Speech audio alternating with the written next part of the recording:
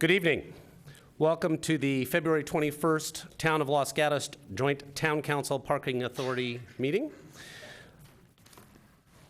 Clerk, would you please call the roll? Councilmember Stephen Leonardis. Councilmember Diane McNutt. Here.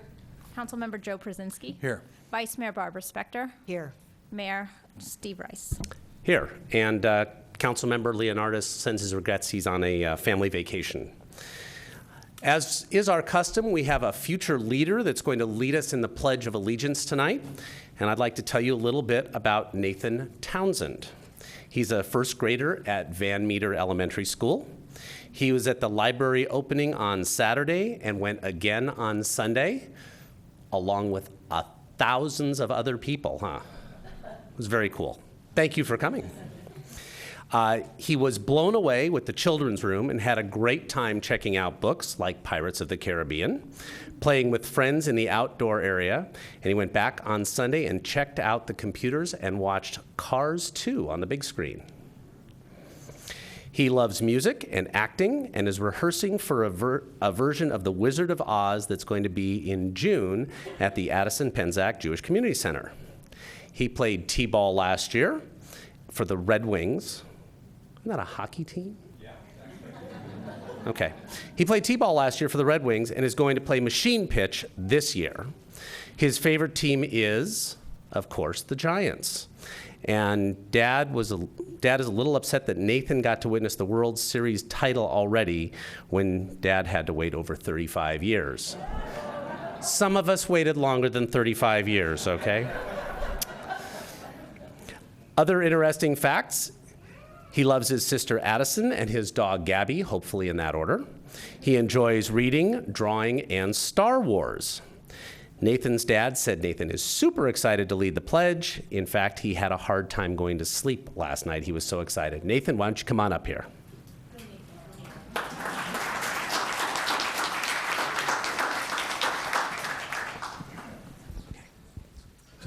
Hold this.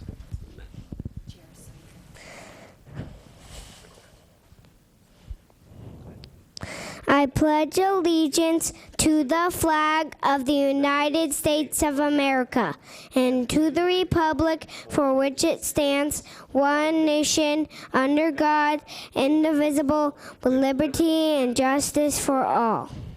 Back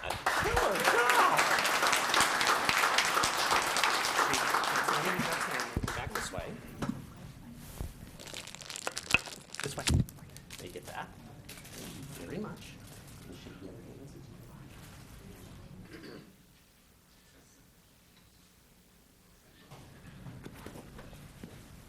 Let's give him one more round of applause.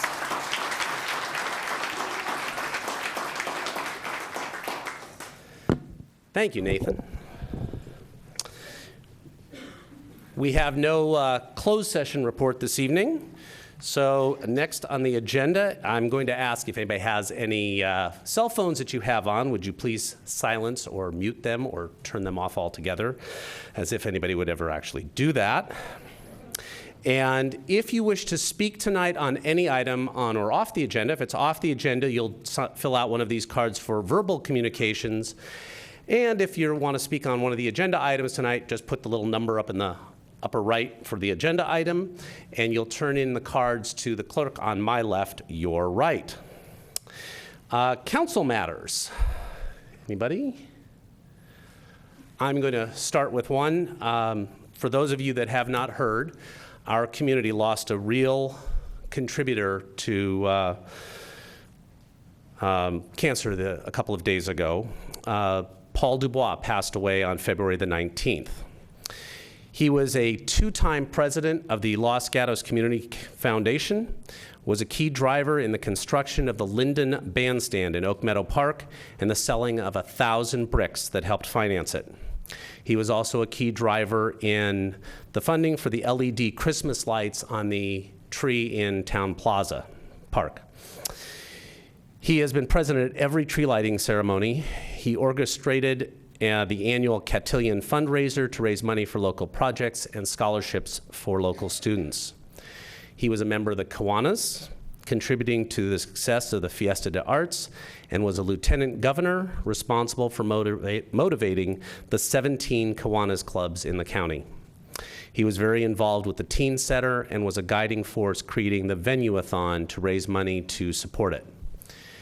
Some of his civic participation, including being a vice chairman of the Planning Commission, chairman of the Architectural Standards and Hillside Committee, a past chairman of the Community Services Commission. Many, many more projects and contributions demonstrating his passion for this community. Our hearts go out to his wife and true companion, Mary Tomasi Dubois, and to all of his family and friends, which include most, if not all of us in this room tonight.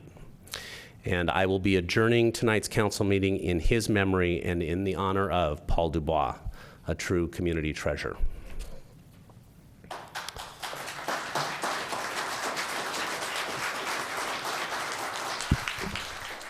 Manager matters. Yes, Mr. Mayor, members of the council, only have one, but it's a big one. The last 10 days have been incredible with the opening of the new library. Before providing some key statistics, I did want to acknowledge and thank a few key groups. First, on behalf of the town staff and all our contractors, I must thank the town council today and past for your inspired vision, courageous leadership, and strong support to make this project a reality. In particular, the Council Ad Hoc Library Committee played a key role throughout, with Councilwoman McNutt serving every year and Council Members Spector and Przynski serving their terms and Mayor Rice serving now. Second, I wish to acknowledge the administrative team that worked from project inception through financing, planning, and design, construction, and opening, led by Assistant Town Manager Pamela Jacobs, with Finance Director Steve Conway, Administrative Assistant Linda Seastrom, and Community Development Director Wendy Rooney, and her staff, Planner Suzanne Davis, Chief Building Official Michael Machado, and Building Inspector Mark Hildebrand. Third, Parks and Public Works has been the lead throughout bidding and construction, led by Director Todd Comperso, Town Engineer Kevin Rohani, and Project Manager Bruce Smith, and assisted by virtually every member of the PPW team.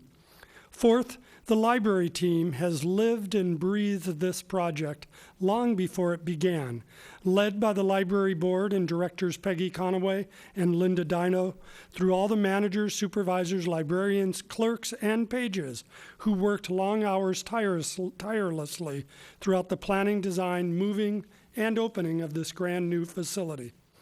Fifth, all town staff have touched and been touched by this project, from HR to administration, from police patrol to dispatch, volunteering when needed, keeping the support and priority high, and supporting how important this is for our entire town. Last, we must recognize the incredible support of the Friends of the Library, raising 10% of the total project, providing over $2 million for the furniture, fixtures, and technology that help make the library special. The Friends' outpouring of financial support has only been exceeded by the incredible community response. Here are just a few stats from the first week of operations. 18,000 items were circulated, 15% of our total collection, the highest week ever by far. 14,000 visitors came through the doors, half of them during opening weekend alone. And nearly 700 library cards were issued in just 7 days, more than during the last 3 months of last year combined. Congratulations to our town. And now to share some of the discoveries to be found in the new library is Library Director Linda Dino. Good evening, Council. Did you know you have a new library and it has some new services? I just stopped smiling today from ear to ear. There are an additional 9 computers for children, 4 new ones for teens, and an additional 18 for general use. Early literacy stations, one of them bilingual Spanish-English, teach skills that our children need to be ready to read when they enter school. The teen collection was increased by 50% with an opening day collection funded by the Barbara Kaysen Trust. It's hard to express the improvement in the display and use of the history area, especially the acquisition of the Los Gatos death records from the History Museum. And one wonders how folks crowding into the group study room or spending some silent, solitary hours in the quiet study room managed just 1 month ago. I observed a couple with coffee and books in hand on the second floor and overheard this invitation: let's sit down here and read in the forest. And a certain regular has been seated near the fireplace, newspaper in hand, every morning shortly after opening. But be advised, if you want to sit in a nurdle nook, be prepared to lurk and wait and pounce when one is vacated.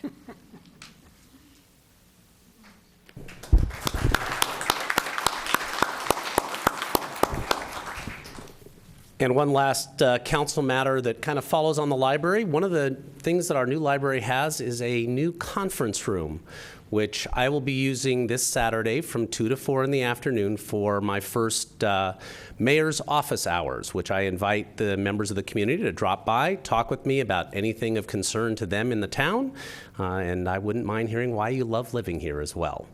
So with that, I'm going to move down there. I have a presentation to make, and I think Jane Darwin from the Morning Rotary Club and Bill Pache from the Lunch Club will join me.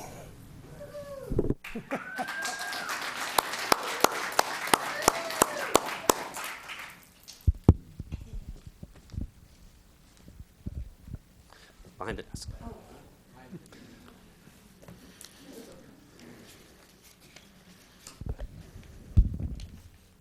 You have friends that you wanted to bring up as well? I'm not going to stop you. They're going to appear. Can you join us? Come on up. They're going to appear.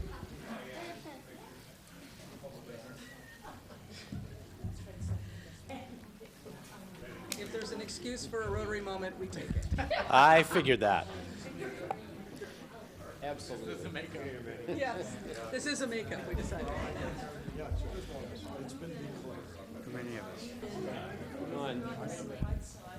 And there's nobody left in the audience. Yes.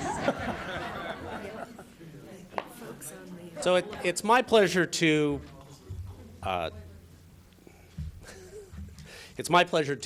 issue a proclamation on behalf of the town for the Rotary Clubs of Los Gatos, and it reads as follows. Whereas Rotary International, founded on February 23rd, 1905 in Chicago, Illinois, USA, is the world's first and one of the largest nonprofit service organizations with a membership of 1.2 million volunteers. And whereas the Rotary Club of Los Gatos, chartered in 1924, and the Los Gatos Morning Rotary, chartered in 2003, are two of Rotary International's 34,000 worldwide clubs.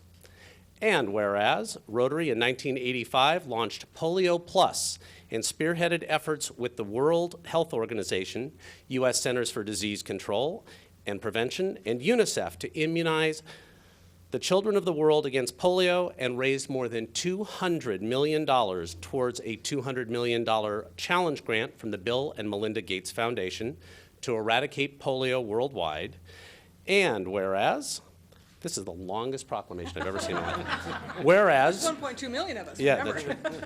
Rotary is the world's largest privately funded source of international scholarships and promotes international understanding through scholarships, exchange programs, and humanitarian grants. And whereas the Rotary Club of Los Gatos funds and sponsors community volunteers to provide assistance to the Los Gatos High School, Fisher Middle School, Union Middle School, Loma Prieta School, Lakeside School, the High School Speech Contest, college scholarships for Los Gatos High School, Lee High School, and Independence High School students, assistance to St. Luke's Kitchen, the Los Gatos Library, Samaritan Cancer Center, Auxiliary of Good Samaritan Hospital, CERT Emergency Preparation, CASA, Center for Living with Dying, Faces of Hope, and Adopt a Family, hosts Enterprise Leadership Conference in Camp Ryla to develop our future leaders, support the Kids Fishing Day, YMCA, Boy Scout Troop 501, Girl Scouts and Youth Science Institute, and financial resources and volunteers for the Fisher House and Operation Yellow Ribbon to support local military personnel and veterans. And whereas Don't get ahead of me. Oxygen. The Los Gatos Morning Rotary Club funds and sponsors community volunteers to provide assistance to high school speech contest, college scholarships for Los Gatos High School, assistance to St. Luke's Kitchen, funding for the Los Gatos Library, assistance to Enterprise Leadership Conference and Camp Ryla to develop our future leaders, provides an annual Day at the A's for underprivileged youth, Christmas caroling for seniors in Los Gatos, assistance to the Los Gatos Sea Scouts, Los Gatos High School Theater Improvement Project, assistance to the Los Gatos Education Foundation, funding for the Los Gatos High School music supporters, assistance to Light My Way Children's Program, assistance to the Lions, funding for the Mark Benoit and Todd Beamer Scholarship Fund, funding for the Community Foundation, sponsors art and education for the young at heart, and more. Now, therefore, be it resolved, I, Steve Rice, by the virtue of the authority vested in me as mayor of the town of Los Gatos, do deem it appropriate and do hereby proclaim February 23rd, 2012 as Rotary Day in the town of Los Gatos and encourage all citizens to join in recognizing Rotary International for its more than 107 years of service to improving the human condition in local communities and around the world. Proclaimed this 21st day of February 2012 in the town of Los Gatos, county of Santa Clara, state of California. Bill?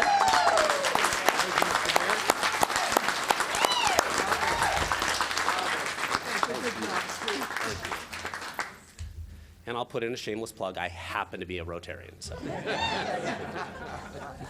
All right. Thank you.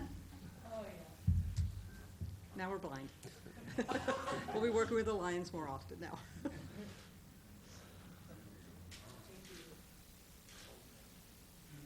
All right. Thank you. Thank you.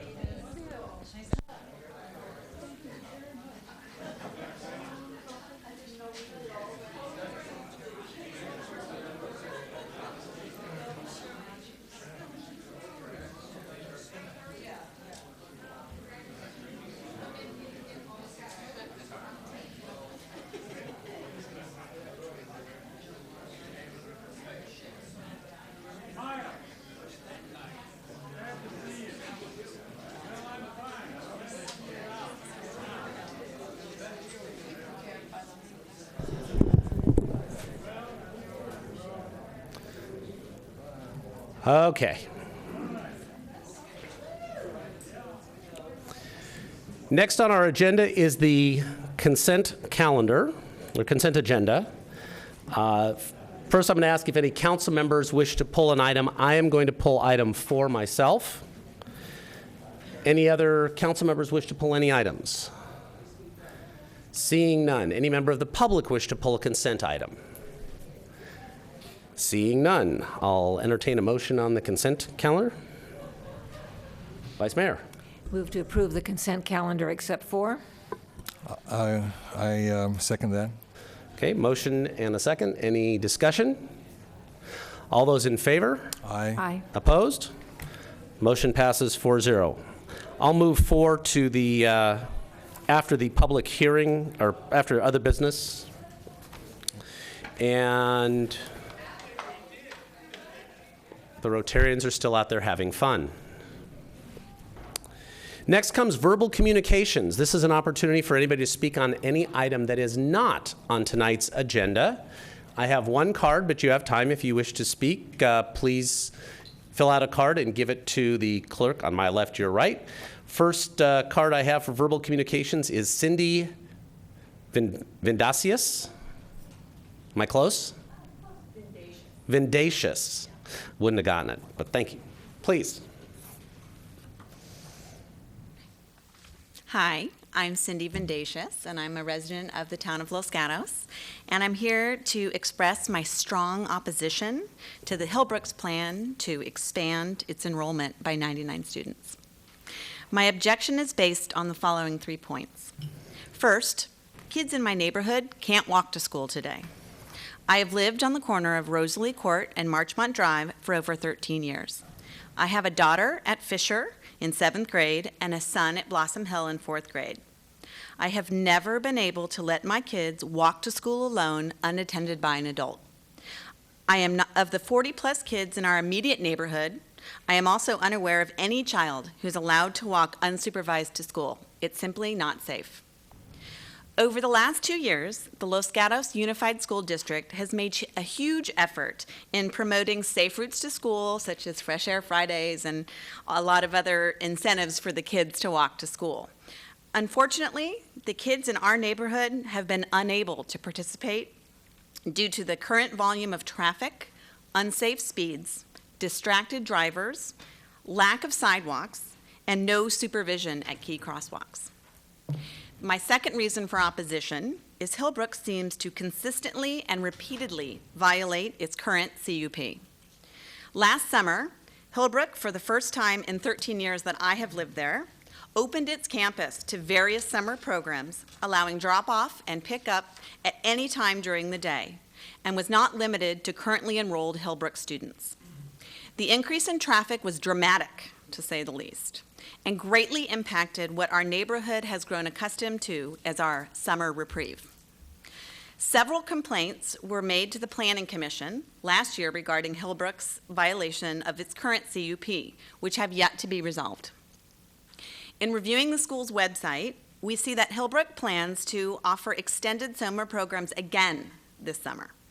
We believe Hillbrook plans to repeat the violations which occurred last summer with no regard to its current CUP.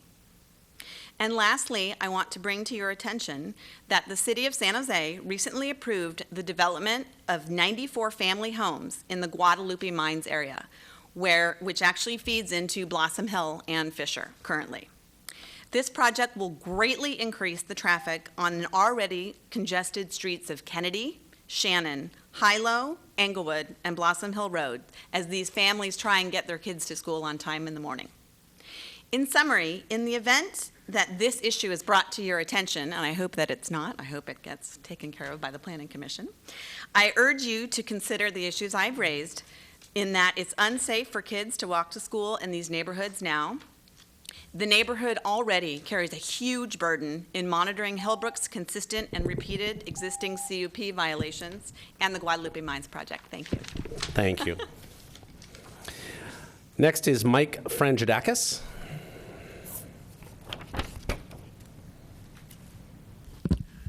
Mr. Mayor, Town Council, fellow citizens, as many of you know, I am Operation Yellow Ribbon co-chairman here in Los Gatos, and every Veterans Day, I participate as a member of the state military in some veterans organizations where we visit different towns and cities, our neighboring towns and cities.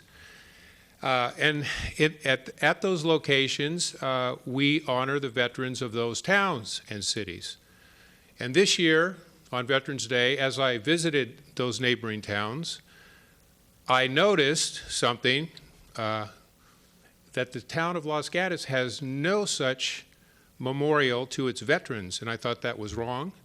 And so I'm here to spearhead a organization composed of all of the service clubs in this town, the businesses and the citizens of this town involved in this project. And I would like the town council to make it official, possibly tonight or some other time, that we spearhead a memorial project under the auspices of town council in these regards. Thank you. Thank you. We can't take any action tonight because this was not an agendized item, but thank you for your input. And Did you have something, Mr. Manager? Mr. Mayor, as Mr. Frangidakis knows from our prior talks, the mayor and I have met with representatives of all the service clubs, and they have agreed to undertake this as a joint project for 2012 as part of the Jubilee Year celebration. And we know that Mr. Frangidakis is the representative of one of the clubs. We have representatives identified for 2 other clubs, and the mayor will be convening that first meeting over the next 2 to 3 weeks, once we have all the appointees. And then an action item would come to council for your consideration. Thank you. I have no other cards for verbal communication, but I'll throw it out there one more time. Seeing none, we will move on to agenda item number 7, conditional use permit application U-11-018, 15043 Los Gatos Boulevard, property owner and applicant Robert and Georgiana Spinazzi. And we'll start with the staff report. Jennifer Savage. Good evening, Mayor, council members. The subject property was annexed into the town in 1991. At that time, the use was deemed non-conforming since it did not have a Town of Los Gatos conditional use permit, or CUP. Town code permits the property owner 20 years to obtain a CUP. The applicant is requesting to allow a bar, known as the Boulevard Tavern, to continue to operate. They are not proposing any modifications at this time. The Planning Commission reviewed the subject application on January 25th and recommended approval with minor modifications to the conditions.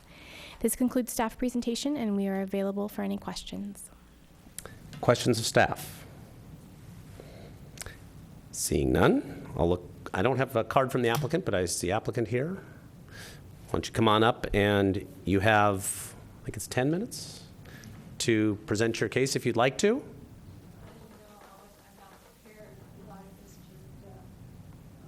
Why don't you come to the podium? I'd like to introduce myself. I'm Gigi Spinazzi. My husband and I own the Boulevard Tavern property and have for many years, and we're really grateful the town is looking at this issue, and of course we're hoping for approval so things can stay in a status quo until the town knows, and we all know, how the North 40 is going to develop. I'm a terrible public speaker, so bear with me. It's okay. And so I really did not come prepared. I just came hopeful. Okay. Okay? Let me ask if any members of the council have questions for Mr. Spinazzi. Councilmember McNutt? Maybe I have a question for you. So I understand that from reading the transcript of the Planning Commission, my feeling is that you folks are pretty new to this process, this public process business. We haven't had many cases where we've needed to come to the town, no. Yeah. I'm a little, and I understand that both the property owner and the business owner are fine with the way the condition currently is set up, where if the circumstances change and so on. I'm actually a little uncomfortable with that, and so that's why I said I maybe have a question. I don't know what my question is, except just to tell you that I'm kind of uncomfortable with that. And if you could give me any additional comment on why you are okay with it, other than you just want to get this paperwork behind you and be able to continue in business, that would be helpful for me. Okay, I'll try to, you're asking us why we're accepting these conditions, or that we're amenable with them, right? Yes, and in particular, the one where if circumstances change. Yeah, it's going to be changed. That you have up to maybe just a 1-year notice. When we bought the property, it was our intent many, many years ago to open a restaurant.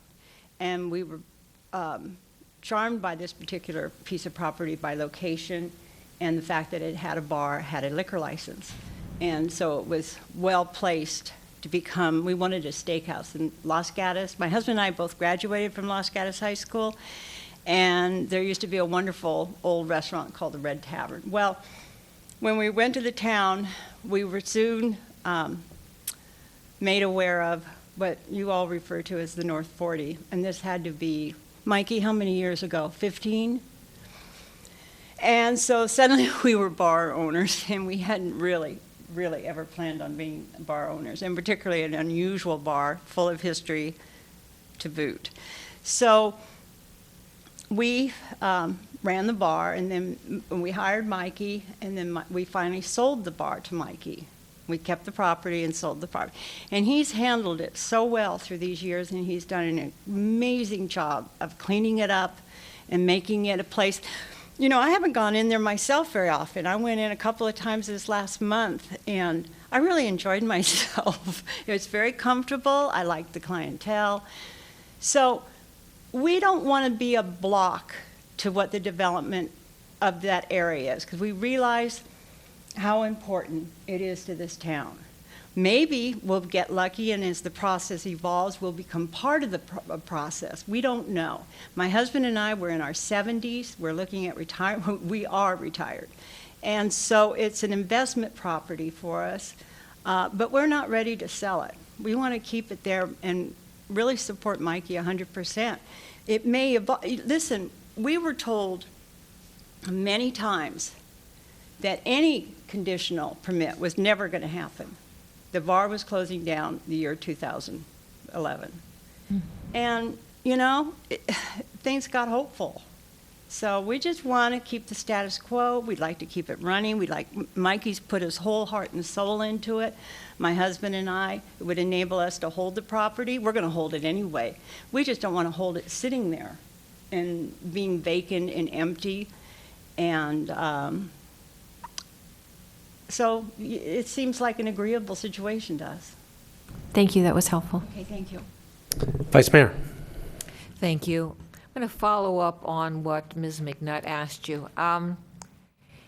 Is it your sense that in order to get the CUP, you have to accept the condition that it be revisited when circumstances change? All right, I'm really not that familiar, but instinctively, yes. Would it be your goal or your objective, and maybe this should be directed to the business owner also, would it be preferable to you to have the conditional use permit keep on going or have it reviewed when circumstances change?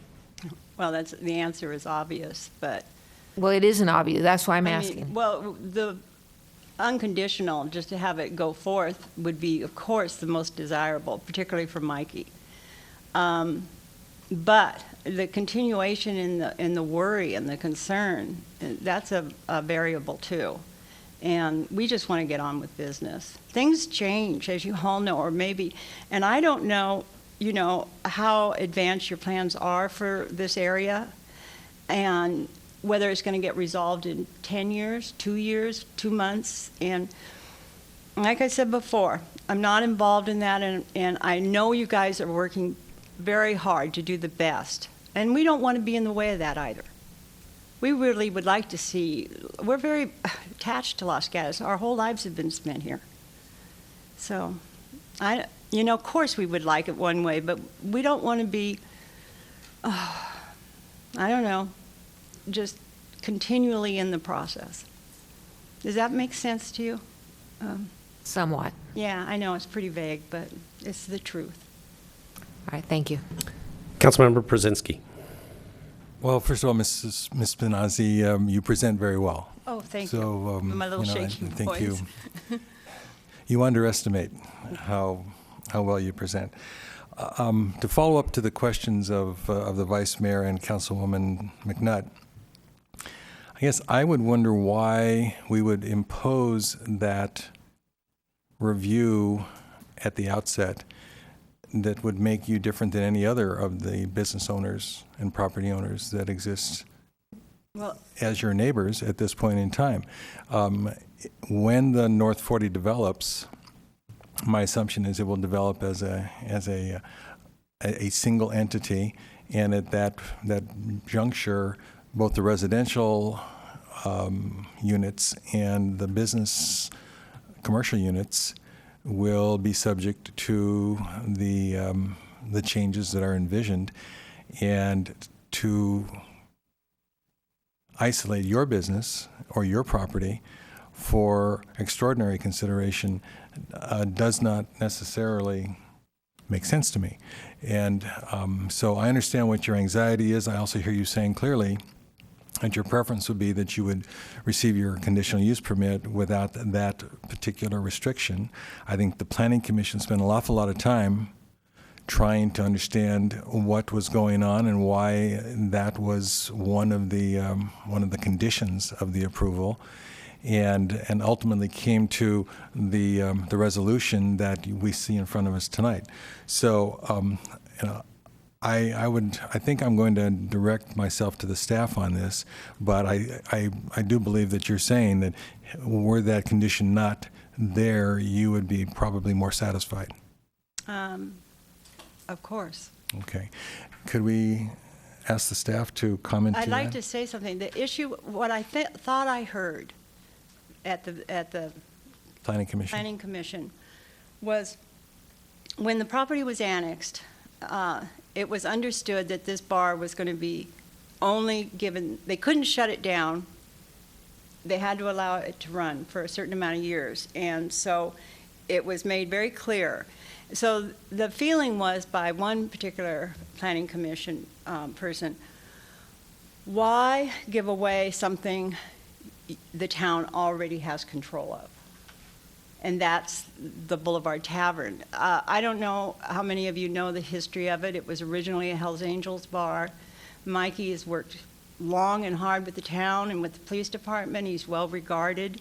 And it was difficult times getting, and we had no idea when we bought this property, absolutely no idea. So and I actually kind of understood him. He was saying, why do we give away what we already have?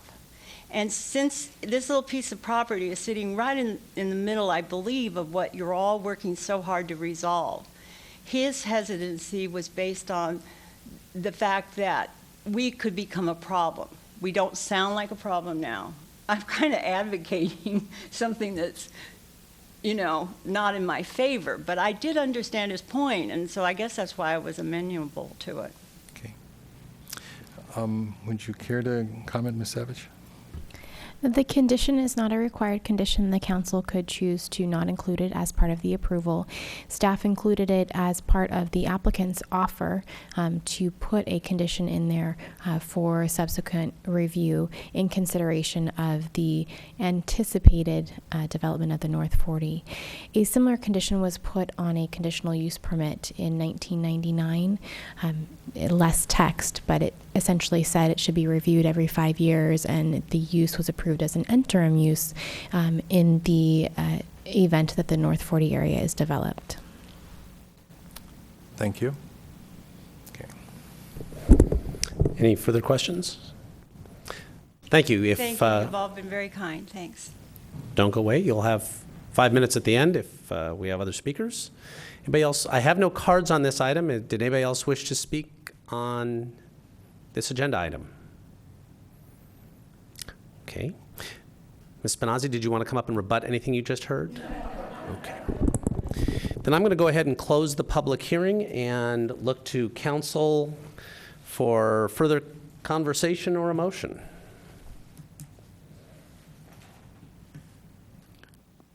Councilmember McNutt. Thank you, Mayor. Out of full disclosure, I will say I have never been in the bar, and I've lived here for a really long time, and I probably should have made a field trip, but I just didn't get around to it this last weekend. What we always talk about when we're talking about conditional use permits is that it runs with the land and it's not with the particular business. So what we are permitting there is the use of a bar, and that reminds me, I do have a question for staff, which right now appears to be a well-run neighborhood establishment, according to the testimony that I saw in the Planning Commission transcript, and from what I heard the description tonight. It had a more interesting past. It can have a more not interesting, but a different kind of future. And that's all within the description that comes along with the CUP. Let me interrupt my train of thought here to ask a quick question of staff. There's no restaurant use attached to this. Is there anything in there? How much food service can they have without coming back in? Would it require a whole change in conditional use permit?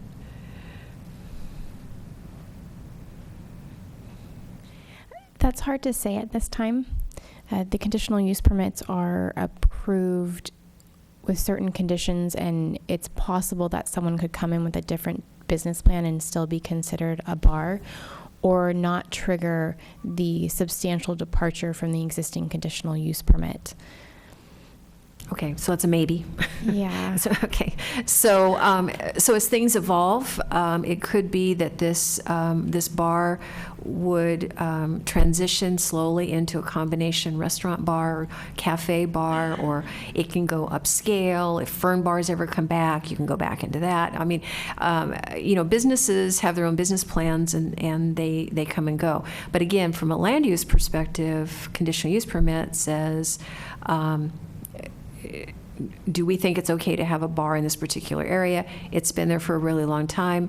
It apparently has had no calls for service in the last decade and a half, or very few. Doesn't show up on the radar at all. So I am fine with approving this conditional use permit without the extra restriction. As I mentioned earlier, I'm uncomfortable with it. It does not seem fair to me to be imposing this on this business when, as Mr. Przinski said, we have all these other businesses and landowners up and down Los Gatos Boulevard adjacent to what we call the North 40, which is the usually referred to it, which is the undeveloped area. There's an operational agreement. There are safety nets in place if it changes and gets unruly. So I just don't think we need that extra restriction. And it's far too vague for me when you say certain circumstances and what's appropriate. Well, that's really a judgment call. So that's kind of where I'm at, and I guess I'll wait and hear what other people have to say before leaping into a motion, unless someone wants to go ahead and make that leap right now. Vice Mayor. I was going to second her motion. Okay. All right, well, if that wasn't a motion, then I'll make the motion, and I'll see if I get a second. I'm going to move to approve the application subject to the conditions in the attachment with the exclusion of, I think it's paragraph 4, which provides for a subsequent review. Second. Now, may I speak to the motion? Please do. Thank you. When I first read this, I was concerned and I was uncomfortable. I was uncomfortable with the fact that normally our conditional use permits run with the land, and this one was not. It wasn't clear to me why the property owner or the business owner was making this concession. And I found the testimony at the Planning Commission meeting very interesting. I mean, I heard things. I have visited the bar when I was checking out the North 40 about a year or so ago. And so I found what the testimony was about the current bar use and how the people like it over there, and I like uptown versus downtown. I thought that was all really cool. And so I actually, like I said, was not comfortable. I am much more comfortable with this CUP going forward without this subsequent review. Councilmember Przinski. Well, I'd like to, since I seconded the motion, just kind of affirm my own sense that it's coincident with the Vice Mayor and Councilwoman McNutt. What's fair is fair, and what we have out there is a whole potential for a future development that will be an extremely exciting component to our town. But it doesn't call out any special exemption or exception for this particular property in relationship to any others. I think the operative term is fair. I believe that this motion, as has been presented by the Vice Mayor, is appropriate, and I think that we are fully able to accomplish what our future goals will be without unnecessarily burdening the current owners and the current management of that bar. So I think this historic place will continue, and I have no doubt that it will continue to be managed in the same way it's been in its recent history. I do remember its previous history, and only by, anecdotal evidence, obviously, but in terms of this, I think that this motion should carry, and it will be a benefit to the community. And when the North 40 gets developed, then hopefully there will be an opportunity for the current bar owner to have a chance to be part of that development as well. No further discussion. We have a motion and a second. I'm going to go ahead and call the question. All those in favor? Aye. Opposed? Motion passes 4-0.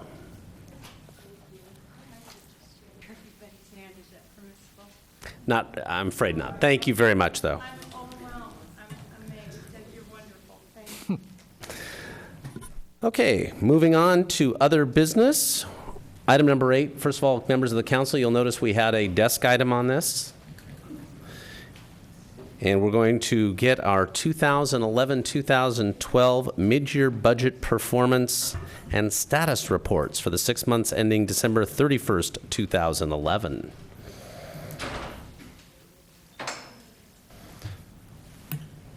Good evening, Mayor and members of the council.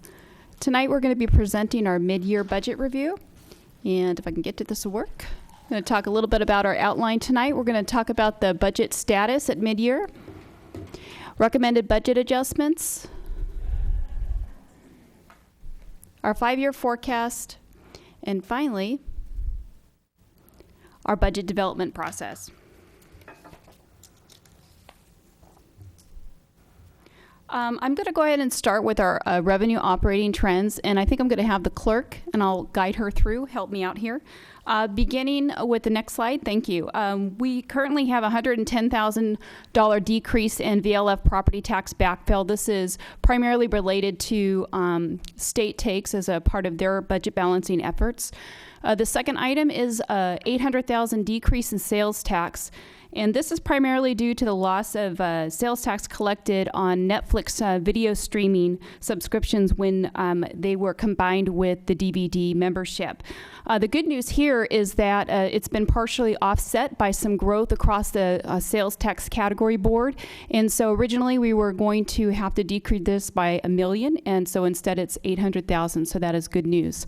Again, the next item is $203K in increase in franchise fees.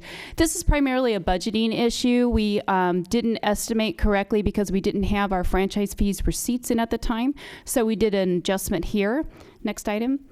A $67K increase in TOT. This is a great sign for us. There's some increases in travel and tourism, and we are seeing an uptick in the economy, some recovery here in our TOT. We're very happy to see that. The next is $86K increase in intergovernmental fees. Again, this is a slight adjustment in budgeting estimates. And the last, 114 decrease in interest income. Again, the revenues are low due to a lack of returns on our LAIF and also our Treasury bills. So the total recommended adjustments, if you do to the next one, please, is $668K, and we're going to talk a little bit about how this all plays out in our 5-year forecast. But if we can go to the next slide, I'll talk a little bit about how expenditures are doing. Operating expenditure trends are doing as expected. We have cost reduction strategies in place. Some of these are the unpaid furloughs. Also, we've done a redeployment of staff and strategic hiring freezes. Our expenses are below the 50% budgeted level. They're actually approximately about 47%, so that's tracking excellent. And as a result, we are anticipating some possible year-end expenditure savings. Next slide, thank you. And then now we'll go and talk about the expenditure adjustments.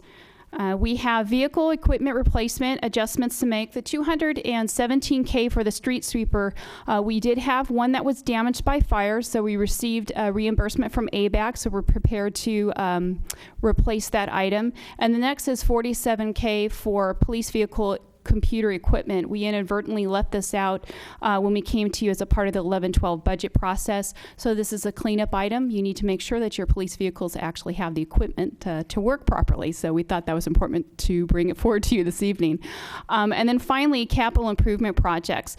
We have $11K for ADA accessible improvements. This is primarily for the design work for University Avenue. It's ADA accessible sidewalk along University Avenue from Lark Avenue South to the new sports park. And then the other is a pedestrian and bicycle improvement at Lark and Los Gatos Boulevard. And again, this item will address ADA access issues. And then with that, I'm going to turn it over to the Finance Director, Steve Conway, to give us an update on where we are with our 5-year forecast. Thank you, Mayor Rice and members of the council.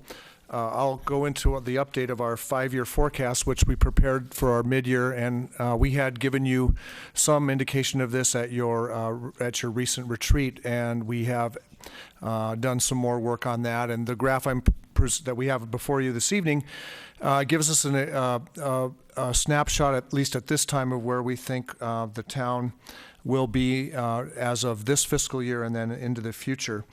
And you'll notice first off that, the red line is our expenditure trends, the green line, or excuse me, the red line is our expenditure trends, the green line is our revenue trends, and the more orange line is, I'll explain that in just a second, but where the two on the first year, which is 12-13, the 2 years are, or 11-12, excuse me, are the 2 years where we are in balance. That's the 11-12 estimate. And I wanted to talk a little bit about that.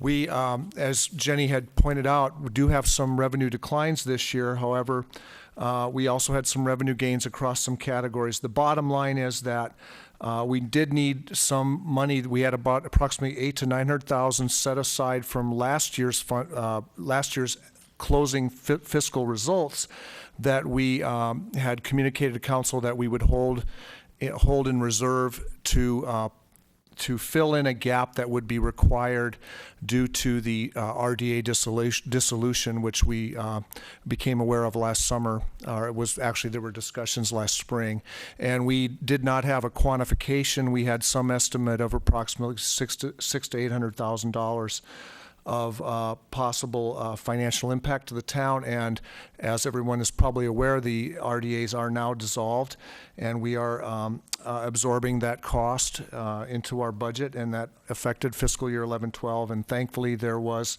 adequate savings last year to set that money aside, and we will be using that. So the 11-12 budget is balanced. However, it does rely on some funding from the fiscal year 10-11, which we had planned on using. So, the wild card in that was, would we have enough year-end savings to not only set aside that money, but also to provide the two fundings that we had planned for our capital, which was $800,000 and another $800,000 to our budget reserves, and we met all those goals.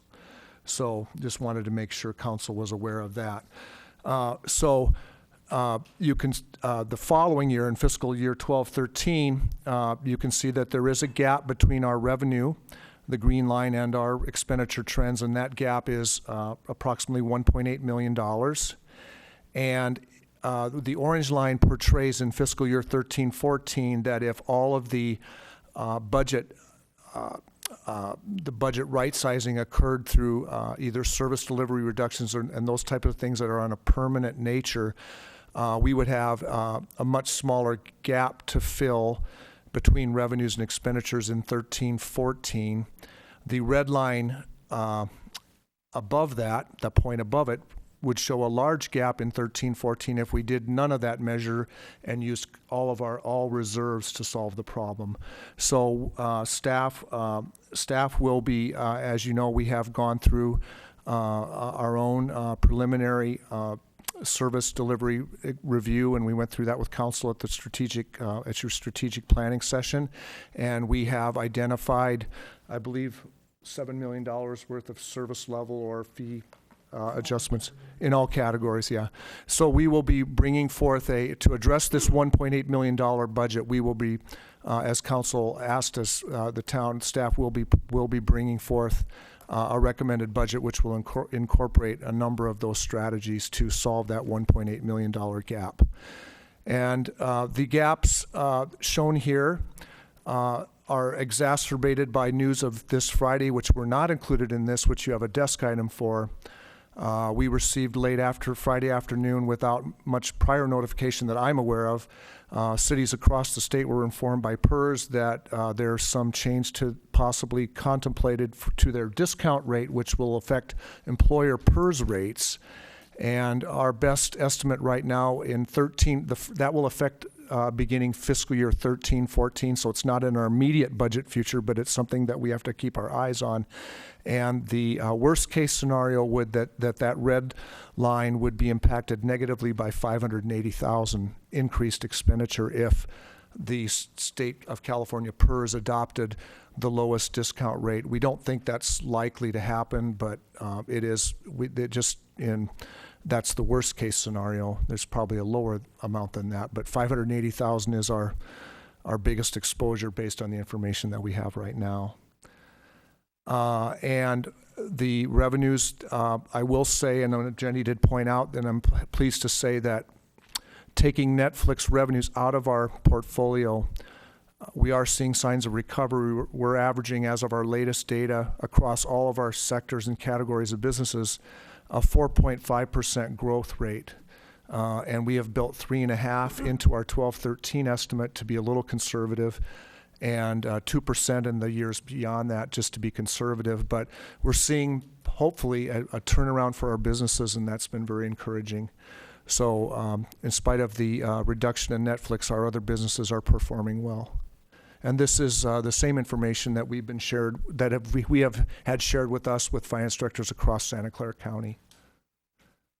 And that ends my presentation. If council has questions about that, we will take questions when we're through presenting. And then we do have one more slide. I believe the finance director covered a little bit about this. There is a gap, obviously, between revenues and expenditures of $1.8 million, which we discussed at the council retreat. The council also did give staff direction in terms of going through a comprehensive service prioritization process. So we do have our some direction, and we will begin that process shortly. Also listed is that we're going to continue to look at revenue trends as also and also expenditure impacts as noted in the desk item related to PERS, and also any of the impacts that might be associated with the dissolution of RDAs. And then finally, we'll just continue to implement strategies that council adopted as a part of the 11-12 budget. Obviously, those include unpaid furloughs. We are tightening our belts with our supplies and materials, and really taking a strong focus on overtime and using those hours very prudently. That concludes my report, and we'd be happy again to answer any questions. Questions for Finance? Councilmember Brzezinski. I'd like to go back to your desk item, Mr. Conway. So this proposed $600K increase, or 580 increase, this is not locked. This is a potential. No. And what are the factors that would change that, or what are the conditions that that are being studied at this time to help us understand the impacts? Because it looked from your graph like in a couple of years we're going to be in fairly decent shape. And this looks to me to be a somewhat difficult situation to accommodate in that context. Thank you, Councilmember Brzezinski. There's three factors that the California PERS board will be getting information from staff. There are three primary factors that affect the discount rate, and not to bore everyone with financial terms, but a discount rate is the long-term expected performance of the PERS portfolio. And right now, that long-term performance over the life of the plan is 7.75%. If the discount rate gets lowered to 7.25, which is a factor of price inflation, wage inflation, and what they call the real discount rates, if those three factors are compelling enough to lower the discount rate to 7.25, if there's a lower assumption of earnings on a portfolio, then the public entities must pay a higher employer rate on payroll to make up for that loss of long-term earnings. And so this becomes a function of math, science, some bit of art in guessing the future portfolio performance. I can tell you that PERS has had some years of 28% returns, but they've also had years of negative 24% returns. So a lot of this is guessing, mathematical guessing of how future events may unfold. I can tell you also that this process will affect not only our town by the 580,000, but cities across the state, and also the state is the largest single employer, the state of California. So it's a very sizable financial impact to the state of California. So it becomes a political process also. And there's politics are weighing in along with the science and the actuarial sciences that go along with these rates. So our best guess is likely that last year a similar measure was proposed, and the board settled on a middle position, In our case, 7.75 dropping to 7.25. A middle position would be 7.5. And what's in these numbers you see up here very much, I guess I'm fairly conservative, but we had built in approximately that 7.5 level is what you have before you. Not seeing the bad news would make that red line go up if they went to a 7.25. But if they arrive at about a 7.5 rate, putting it down from 7.75, then this graph, as the numbers in the 5-year plan that we've developed right now, fairly represent that. Because we assumed a 4% growth versus they're now saying potentially an 8% growth. Yeah. And I just wanted to give credit to the finance director and finance staff. The red line going up from next year to the following year already assumed a growth in PERS rate. The worst case would go even beyond that, and that's the additional 600,000. The total range of impact by the PERS decision on March 13th is about a 1.2, 1.4 million is our estimate. We've already assumed half of that in the 5-year forecast. So there's a very small possibility that it could get better on the PERS rate. I don't believe that's likely. We think it's conservative to go with the numbers we have here, but we did want to give you the disclosure that as of Friday, PERS has identified not just that it could be flat and it could go up to what we've shown here, but it could go up $600,000 higher. And we think this is the right place to be for now, especially since it's a year out. It doesn't affect next year, it affects the following year, and we'll have time to adjust and plan. But we did want to disclose this late-breaking news to you. Thank you. Other questions? Councilmember McNutt? Thank you, Mayor. And I want to thank staff for the clear, almost, verbal presentation, the clear written presentation, the excellent work that staff did in bringing forth that huge array of budget adjustments we might do at the council retreat, and all the efforts to trim expenses whenever possible, and to be conservative. I like conservative because that's what's allowed us to build up the nice reserves that are there for a rainy day. That being said, I would like to suggest to council that we add an additional expenditure adjustment, and that would be, and I did ask the manager to price out this today in case anyone else besides me was interested in it. We heard earlier tonight that our library is glorious and very popular, which we already knew. And what I noticed, since I live 600 steps away from the library, so I'm in the vicinity a lot, is that there are people there waiting for it to open every day, whether it's at 10 a.m. or 1 p.m. on the weekend. And as I've talked to people in the community, the ones who are so eager to get there who've not had an opportunity to visit yet, frequently are people who work during the week and they just don't have the opportunity. It's going to be the weekend. We lost the Saturday morning hours in a previous budget cut, and I would like to talk about the possibility of opening the library on Saturday mornings so that it opens at 10 a.m. and runs till 5 p.m. rather than 1 to 5 p.m. through the remainder of the fiscal year, so that over the next 4 months we give our community the greatest opportunity to come and visit this wonderful asset that we have in our community and really get to know it and be comfortable with it. So the manager can share what that would cost us to do. Staff actually looked at 2 different models. One would be adding the 3 hours back Saturday morning, but not taking away the evening hour we added on Tuesdays, I believe it was 3 years ago, when we took away the Saturday morning hours. So it'd be a net increase of 3 hours. On Saturdays from 10 to 5 through the end of the fiscal year, it's 20 Saturdays would cost $35,000 for this fiscal year. And then if there were any expectation of continuing it the following year, that would be at least $100,000 additional expense next year. The other option staff prepared that operationally the library finds easier would be to add 1 hour to each day, to go from, instead of 1 to 5 on Saturday, Sunday, to 12 to 5, and add 1 hour each day, and that would cost $25,000 annualized at $65,000, $75,000 a year. Vice Mayor. I'm sorry. Can I just finish? Please. I'm sorry. I'm sorry, Vice Mayor. I just wanted to finish up my spiel after we had that information.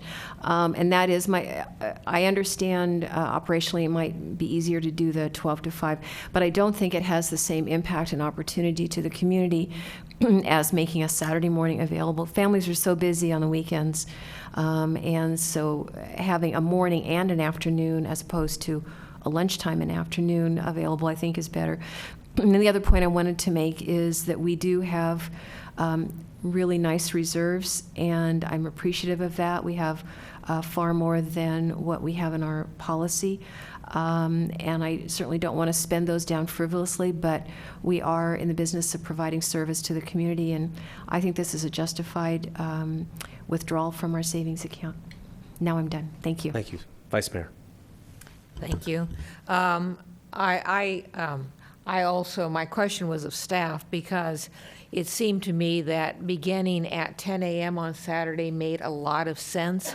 And I didn't understand why there was a suggestion that we only move it back 1 hour to noon. So I just needed more clarification, if I could, on that, because it didn't make sense when you said it. Okay. The request from the council member McNutt was to look at expanding to 10 a.m. on Saturday. In discussing the schedule with library staff, they said they could do that, and the cost would be $35,000 through the end of this year, which is clearly a council decision. Operationally, they preferred going to 12 both days, adding 2 hours for the weekend. Largely for hours consistency, so it'd be 12 to 5 both days. Right now, the schedule is 11 to 8 Monday, Tuesday, 11 to 8 Monday, Tuesday, 10 to 6 Wednesday, Thursday, Friday, and 12 to 5, 1 to 5 Saturday, Sunday. They thought changing that to 12 to 5 keeps it a more consistent schedule rather than Saturdays being 10 to 5, Sundays 1 to 5. Operationally, the other issue is they need to provide lunch coverage. Once you're over 4 or 5 hours of a shift, you then need to have temporary staff come in to do lunch coverage by bargaining unit contract. Those are operational issues. We can do whatever the council prefers in terms of use of reserves, and there's just 2 different cost points. Vice Mayor, go ahead. Thank you. All right. I appreciate that. That makes more sense to me now. I think that the Saturdays and Sundays have whole different personalities, and what people do on Saturdays and Sundays have different personalities. I believe that the 10 a.m. on Saturday would be preferable for me. Leave Sunday as it is.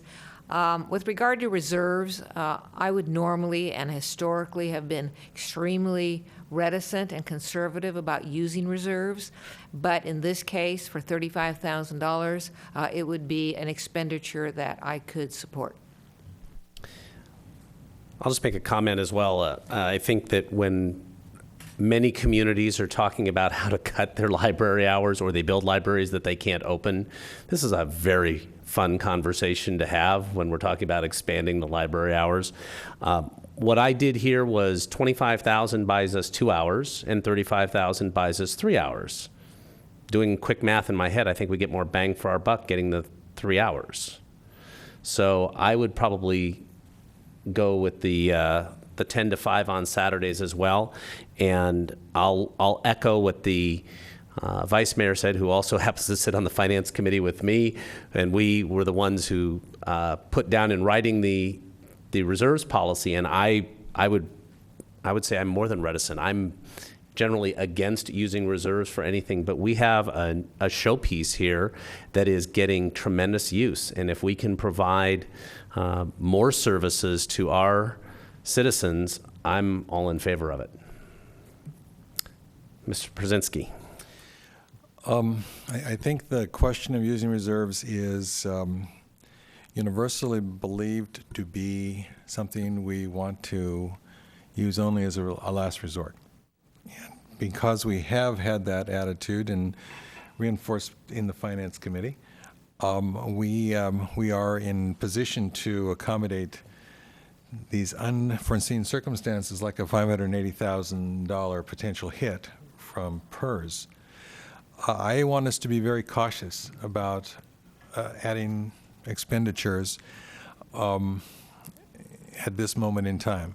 I don't disagree that the extra hours for the library would benefit the community. But I also hear this kind of a work in progress. The operational nature of what's going to happen has been raised as a potential problem for the staff. I'm wondering if we can ask the staff to consider the recommendation and confirm what the consequences are for the operational nature before we go and commit. The other thing I'd like to indicate is that if we do add the hours to the Saturday morning sequence, that we do this in the context of attempting to open the library, but monitor the usage so that when we get to the end of the fiscal year, we should actually have this discussion one more time and not necessarily lock in to this particular sequence. We may find that as our library usage in the course of this next 4 months or so, as it demonstrates itself, we might find that there can be other adjustments that we can make that would benefit the community. I hate to see people locked out. In fact, I was there early on, I think it was Saturday, and was surprised that it wasn't open when I got there. And I guess they think the world, circles me or something. But when I looked at the timing, I realized that I was a bit early. But I would be curious as the next few months progresses, if there would be some time that would not necessarily demand that we be open, so that those adjustments can be made on the basis of the actual usage of the library. So that would be my only caution about this. I support the idea of earlier opportunity for our community to use the library on Saturday. Mr. Manager. So following council action, we'll take this as a temporary increase in operating hours, or should it be built into the base budget for next year as well? Vice Mayor. Given we have a 1.8 problem already. My response, based upon my thinking and what I heard Mr. Brzezinski say, is it would be implemented now, and then it would be monitored statistically to see what we would do with it when we come to our next fiscal year analysis, which will be in May. And do we include the expanded hours in that budget proposal in May or not, and the additional minimum of $100,000 of expense. Councilmember McNutt. Thank you.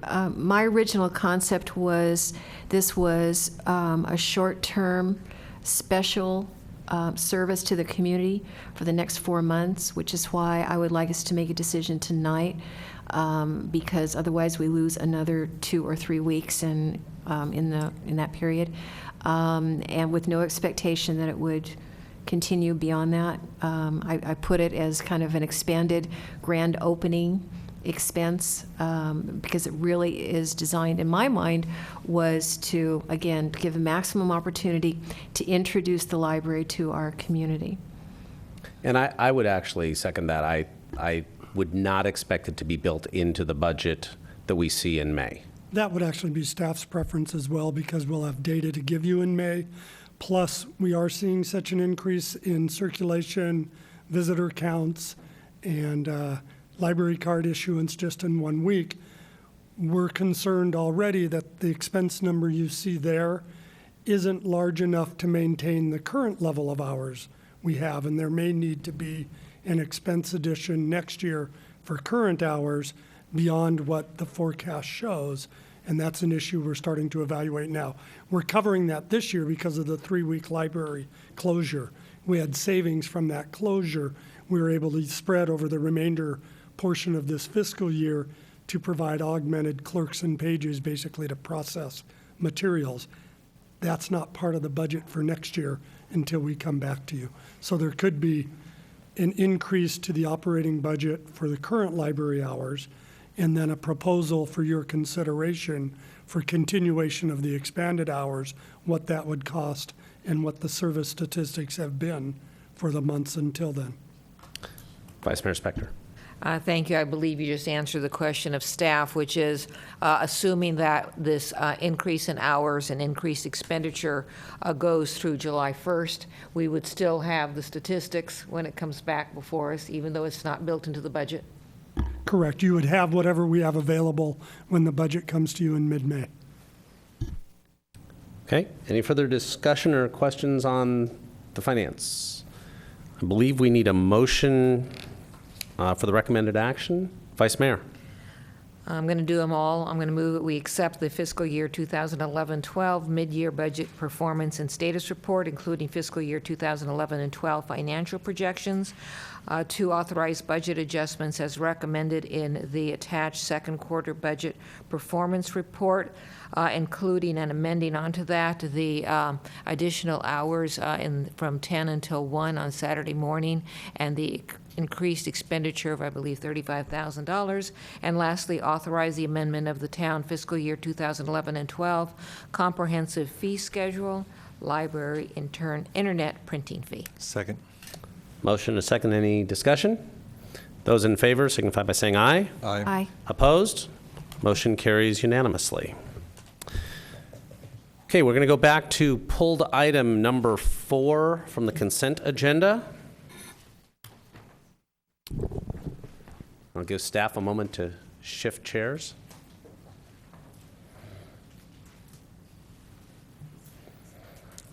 And I'm sorry, before you start, thank you, Mr. Conway and Mrs. Hariyama, for your reports. So I was the one who pulled this. I had some questions which I've expressed to the town manager regarding this as well when I let him know that I was going to pull the item.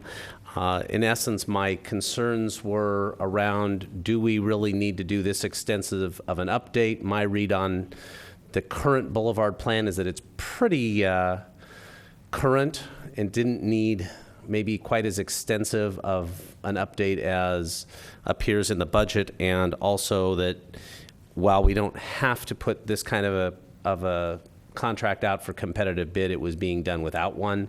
And how do we know that we're really getting as much bang for our buck as we should get? So, Vice Mayor. Thank you, Mr. Mayor. Had the mayor not pulled it, I was going to make a motion to pull it.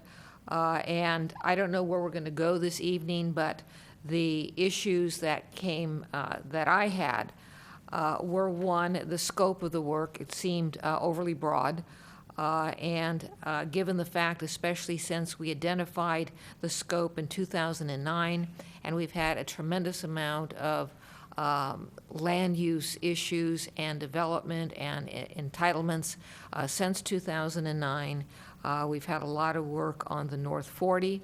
And so, one, I have issues with the scope, although I don't have an answer as to the scope. I have issues. I have concerns about how whatever we decide to do, how that service is delivered, including whether or not it couldn't simply be done in-house as opposed to a consultant. Again, not saying that it should be done one way or the other, but that was an issue that was of concern to me. Councilmember McNutt. Thank you, Mayor. Well, I also considered pulling it tonight for similar reasons as what's already been stated. I very much remember the meeting in 2009 when Mr. Loritz was here at the time. We went through the Boulevard plan and said, gosh, this is pretty good. It needs some tweaking. It needs some refinement and clarification on views. We need to change the language regarding auto dealers perhaps, but basically we thought the principles outlined in the Boulevard Plan were excellent.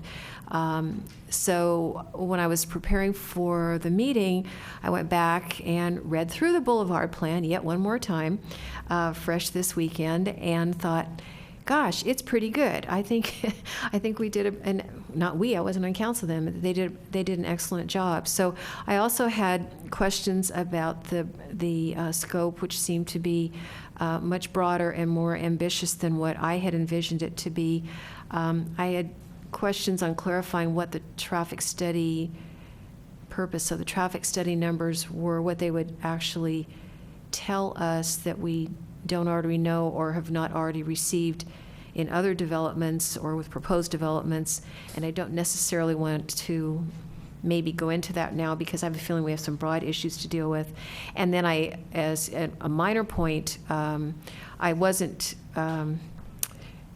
comfortable with it going to the North 40 Advisory Committee as a review. That didn't seem to line up to me. I thought it would just be best to do the normal review with the using the Planning Commission as the first line of defense, and then coming to council. And Councilmember Przinski. Thank you, Mr. Mayor. So I guess all four of us would have pulled this item. And actually, this struck me a couple of weeks ago when we got this in items of interest as a summary, that it, in the context of what we are engaged in with the North 40 plan, this looked like a revisiting of the same process for the Boulevard. And yet the North 40 and the Boulevard are two very different environments. The North 40 being basically a blank sheet at this point, and the Boulevard, frankly, built out except for a couple of uses that remain, particularly the auto uses. I drove the Boulevard again today just to kind of make sure my view was accurate, and as I did, noticing that the ongoing demolition of the Honda dealership at Roberts and the Boulevard is indicative of a site soon to be developed. The approval and the soon to be initiated demolishing of the Swanson Ford site. What we know about CVS for the Boulevard in Los Gatos San Miguel, and then the Gateway Boulevard office facility. As these are all progressing, they're approved or in the process of being approved. We don't really have an opportunity to shape these in different ways because we've moved down that road a piece. From Lark North, I think, is where the Boulevard development needs to be addressed. And it continues to be something that is a work in progress, but south of Lark, it seems not to have the same type of requirement. And as I looked at the plan, and particularly looked at the expense of the plan, $153,000 estimate, I thought, this just isn't something we need to do. If there's anything that we can address now at this point, I think is the concept of complete streets, of the streetscape, the Boulevard traffic flow, the nodes, the accommodation of this to greater bicycle and pedestrian traffic. But I'm also aware that the VTA has the ability of working with us in design for those kinds of proposals, as they are doing currently with Campbell on their Winchester Boulevard build-out, which is a complete streets proposal. So in my mind, I think probably, given as has been indicated, some of the studies that have already been done, such as traffic counts at the Boulevard and Blossom Hill because of the Swanson Ford project, Lark and the Boulevard because of the Albright project and the proposal for whatever we're going to do on the North 40. I just don't see this as being necessary for us at this point in time. I agree with Councilwoman McNutt. The Boulevard plan is pretty congruent. The only thing that it missed back there in 1997 was the fact that auto dealers were going to go away. But that, to me, is a single piece that's being accommodated by the approvals already made, and we hope that the auto dealers that we have continue to stay in place, and it seems like there's some good chance that they will for a period of time. So my guess is we reaffirm the boulevard plan as it exists. We take a look at the possibility of a streetscape orientation and plan that it gets more specific than what we've got in the boulevard plan itself at this point, working perhaps with VTA, and I'd be happy to work with Todd on that in our relationship to VTA. But I think we can do ourselves a favor by not engaging in this process at this time, particularly given the expense of the process that we might be able to use for other planning purposes then within the community. Mr. Manager. Yes, the mayor and vice mayor informed me today they had questions about this item. I did have staff prepare what we perceived as the council direction and the cost of each component. The council could choose from that list as it's presented on the screen, or simply reaffirm the existing boulevard plan and kind of negates all of this. I do think there was some particular discussion regarding traffic that Wendy and Todd wanted to have regarding some studies that might be appropriate and needed. Do you want to run through each of these council directions? I can run through each of these. So there were 4 directions that were provided at the meeting in 2008, and that was to preserve the scenic vista opportunities along the boulevard, and staff has interpreted that to be a view analysis, a view shed analysis. And so we actually identified roughly, I think, 6 or 8 different nodes where we would actually do a view analysis, and then be able to superimpose different types of buildings to see how they would impact those views, and then be able to adjust those building heights and setbacks to make sure that those views in those key areas are preserved. So that task would run about $22,000. I'm going to hit these one at a time, if that's okay, because my first question on that, and I'm jumping in, sorry. Any development that's going to come forward is going to provide that for us anyway. Would they not, or we would certainly require them? They do not typically require a view analysis. At times, we've asked for a view analysis, usually when we're doing the environmental review, but it's not a typical requirement that they provide a view analysis. And we don't have any standard requirements for a view analysis.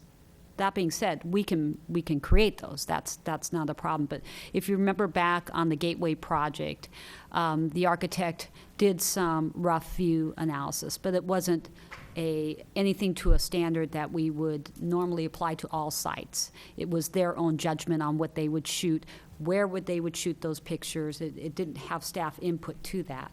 So what we would be doing is, we as the town would be doing that view analysis and then giving that information to potential developers on how they could develop their sites then. Vice Mayor. Thank you. What doesn't make sense to me, though, is, I think a view analysis, I remember when we discussed this, it's an important issue to me, to maintain the vista of the hillsides. However, given the fact that we have approved just about every available site, with maybe 1 or 2 left, what benefit do you see of a generic scenic vista analysis given the approvals that have occurred between 2008, 9, and now? We're not actually looking at those sites, because you're right, those sites have been just recently approved, and we think that the developers will carry forth with developing those sites. But we have a lot of underutilized properties along Los Gatos Boulevard. Give you an example where where the McDonald's is. I'm not sure the name of the center, where McDonald's is and the gym is. Yeah, so that area is ripe for redevelopment. It's very low scale. It's very underutilized. So, and this again would be a 20-year plan. So it's really those areas where we feel we did do some additional analysis, or we did identify some locations for additional analysis where CVS may go because that project hasn't come forward. I mean, it's in the process, but hasn't been approved yet. But we really looked at areas where we thought redevelopment could easily occur. Okay. Kwan? I'm sorry. Next one is provision and maintenance of enhanced public improvements and streetscape in consideration of alternative lane configurations. And that really is, for the most part, the traffic analysis that would occur. And that's at $46,400. And that was a pretty comprehensive traffic analysis. And I'll probably turn it over to Todd to be able to describe what that is and answer any questions. Thank you, Wendy. That's exactly right. It's a rather extremely comprehensive traffic analysis that initially we thought we would look at 10 intersections that begin on the north end of the boulevard at Highway 85 and go as far south as Blossom Hill. But we also wanted the ability to include the last two intersections of Caldwell Kennedy and then the intersection at Saratoga Los Gatos Road as well. Because we would be looking at alternative lane configurations for the entire length of, for that entire 1.8 mile stretch, it makes sense to us to take a look at the traffic patterns at each intersection as a whole. We tend to look at intersection traffic patterns individually as individual developments come forward, but not having the data at our disposal for how the entire stretch of roadway works doesn't help us in adopting or enabling or placing conditions upon future development that would allow us the opportunities to create bulb outs and better pedestrian crosswalks, lane narrowing, as we speak about Winchester, where you have the opportunity to actually remove a traffic lane and create better, safer pedestrian and bicycle travel lanes. So our feeling was that we needed to look at the entire stretch as a whole, which is something that we typically don't get the opportunity to do. Now, granted, that's a relatively high-cost item. We do look at as you know from your previous review of other proposals, we do look at individual intersections. But that, again, does not allow us to make changes half a mile away, which could result in an enhanced pedestrian crossing, a bulb out, the removal or addition of on-street parking. We tend to look at these things very narrowly, and this is an opportunity we felt to look at the entire stretch as a whole. Councilmember Brzezinski. Well, this is one that I'm very interested in, and I think that if you consider one of the major concerns of our community is traffic impacts, volumes of traffic, speeds of traffic, how the boulevard beyond Blossom Hill primarily starts to imitate the El Camino, which was something we said we were not going to do when we developed the boulevard plan, and then some later interest or orientation toward pedestrian and bicycle safe streets. I think that Mr. Capurso's issues here deserve our consideration. I see that if we were looking at this not as a standard traffic engineer would look at it, which would be the rule, how quickly can you get a vehicle from point A to point B, but rather how much can you enhance the environment of the community in relationship to traffic and transportation. Safe routes to schools, the fact that we've got a number of schools immediately in this area, the fact that that this 6-lane road has lent itself towards higher and higher speeds.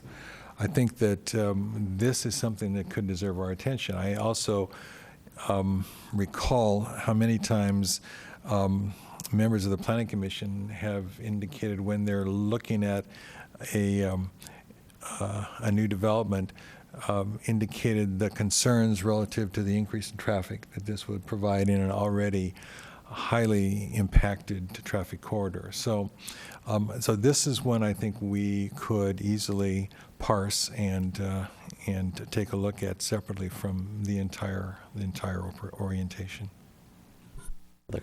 I have a question on it, and that would be, as a part of that, would we end up with cost analysis of the improvements as well, or is this simply study. I don't believe that we would end up with cost information on doing a transformation to the entire section of the boulevard, although that is something that we could ask for. I think what we were looking more for were design standards that could be applied as individual development projects come through. Our ideal situation would be, as properties turn over, to place these conditions on the new development. But like you see in other cities, and Councilmember Przinski mentioned Winchester Boulevard, there are also grant opportunities where a city, town, county can take advantage of having an adopted plan that you take forward as part of a competitive grant process. So we would have both options available to us. But the short answer is I don't know that we were looking at getting a single cost on making the improvements for the entire stretch.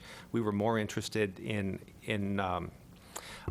ending with a set of design standards that could be applied over the long haul. As Wendy mentioned, this might take us 10, 20 years, although we hope not, but we would implement as we go. Okay, thank you. The next item is protection of long-term retail, office, and other commercial opportunities. And for that, we would be considering an opportunity and constraints analysis, as well as a land use and urban design plan for a total of $13,640. Questions? None? Okay, go ahead. And then the next one is looking at building heights, massing, setbacks, again, really taking the view analysis and then expanding that into a plan that would then address our desires for the urban form along the boulevard. And that would really entail preparing the administrative draft and then also the final draft of the plan. And that's $32,240. Hearings and meetings would be roughly $25,000. That's assuming we would work with an advisory committee. And then lastly, other expenses, reimbursables, things like that, run around $14,000. Okay, so the total on this is what we're looking at here? It is, yes. Okay. It's plus or minus. Okay. Other questions or comments? Vice Mayor. Comment. I agree that if I were going to prioritize those, my first priority would be the second item there, which figures into traffic and lane configurations. My second priority would be some kind of vista analysis for properties that are not fully developed, because I totally agree. If you go along the boulevard now, you just know where development is going to be in the not too distant future. The last three line items under that, protection from there on down, they're not a priority to me. Okay. Any other? Councilmember McNutt.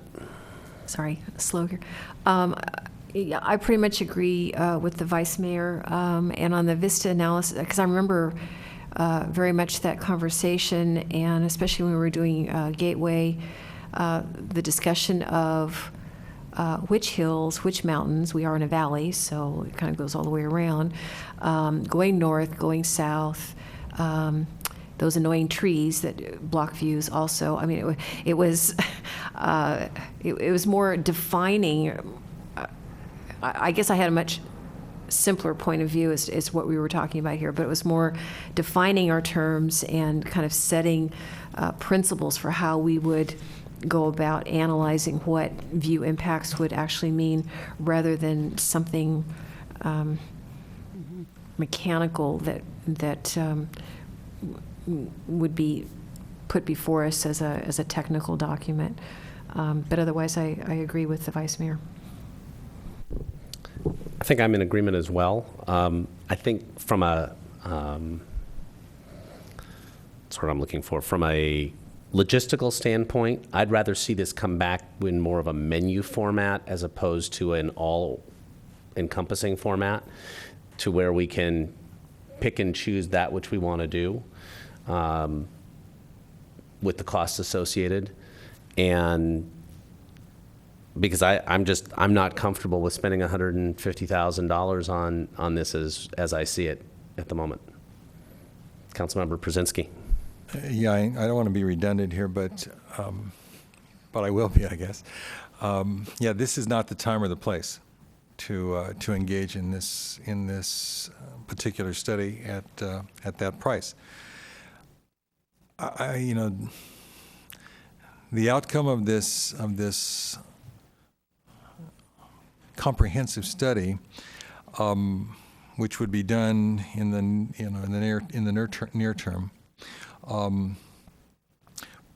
would have a shelf life as far as I'm concerned, because any development that takes place, let's say you looked at the Newtown Center. I personally don't think necessarily it's ripe for development. I think that when you look at development in our community, it doesn't happen that way.